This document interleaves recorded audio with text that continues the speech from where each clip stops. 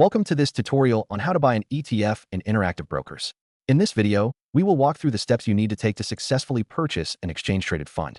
First, make sure you have a funded Interactive Brokers account.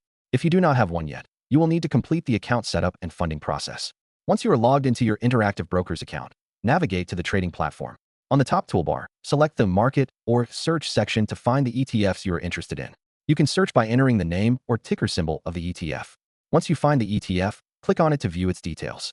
Next, you will see an option to place an order. Select Buy and enter the number of shares you wish to purchase. You can choose the order type, such as a market order for immediate execution or a limit order to set a specific price. Make sure to review the order details carefully before proceeding. Finally, once everything looks good, click on the Submit button to place your order. You will receive a confirmation once the order has been executed. Congratulations, you have successfully bought an ETF in Interactive Brokers. Be sure to monitor your investment and adjust your strategy as needed. Thank you for watching, and happy investing.